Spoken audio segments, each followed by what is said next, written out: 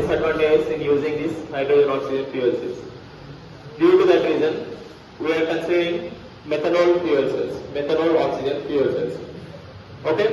As I mentioned in the previous class, hydrogen oxygen fuel cells have some limitations, especially in the area of storage, because of their highly inflammable nature. So, when it comes to methanol oxygen fuel cells, methanol is having 4 hydrogen atoms. If you look at the molecular structure of methanol, methanol is having 4 hydrogen atoms.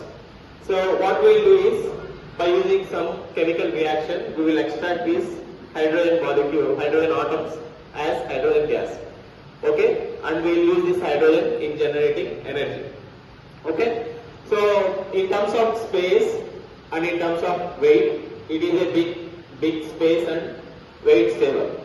For example, it takes only 120 liters of methanol to produce 12 kg of hydrogen.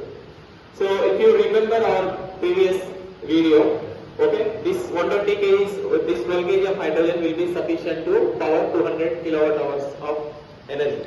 Okay, if you remember our previous video, these hydrogen storage tanks are occupying a lot of space. Okay, in the car, right? So we have come up with this idea. We'll be just having 2 60-liter cartridges. Okay, so you can look at the space comparison. Okay, it hardly occupies 1/4 of the space occupied by the cylinders. Okay, so in terms of the weight, it takes only 100 kgs of weight, whereas cylinders are taking approximately 1500 kg of weight. Okay, so this transporting of these 2 cylinders is very easy. It is not at all expensive compared to hydrogen transportation. Methanol fuel cells are classified into 2 categories. One is direct methanol fuel cell, other is indirect methanol fuel cells. So let's see what is a direct methanol fuel cell. Okay, so in the direct methanol fuel cell, we will be taking methanol directly mixed with water. Okay, so it will generate carbon dioxide. Directly we are taking methanol here in the fuel cell itself. Okay, so if you look at the reaction, so we are taking methanol. Methanol when reacts with oxygen, it is producing water plus carbon dioxide. It is having a wide range of operating temperatures. So that is the advantage of using this direct methanol fuel cells. So at anode, methanol and water gives rise to carbon dioxide.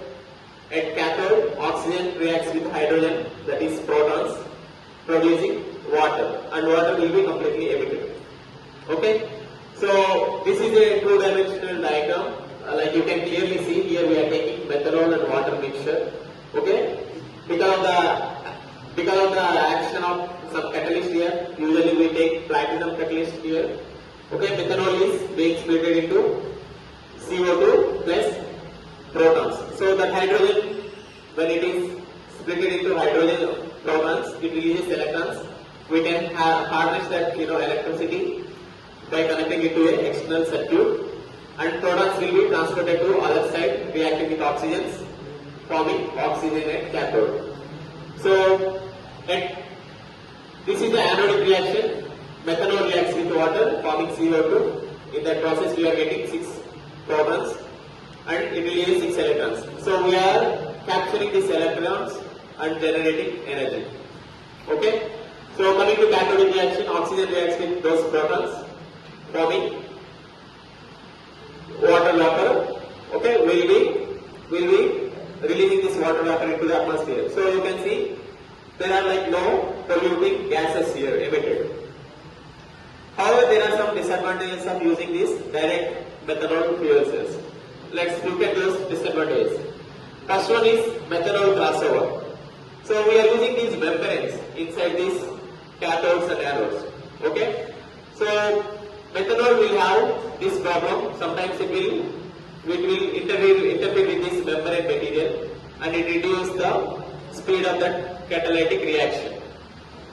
Okay, that is called methanol crossover. And because of the slow kinetics of this reaction, this is a slow reaction. Energetically, it is not trustable. Okay, it is a very slow reaction. Third one is, in this reaction, if you recall our equation, we are releasing CO2 into the atmosphere because we are dealing with methanol. So one carbon is there, that carbon will be eliminated as a CO2. So CO2 is again a global warming causing gas, right? So the catalyst we are using in this setup is platinum.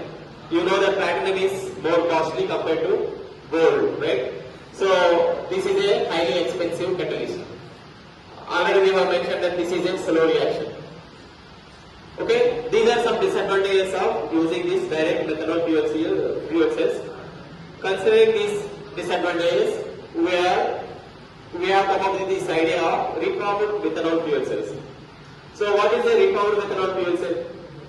Basically what we are doing is, we directly extract these hydrogens in the step 1 in a reformer, and we can directly employ a hydrogen oxygen fuel cells in these cars. Okay, that is how this reformed methanol fuel cells will work. Okay, is this thing clear to everyone? Thank you.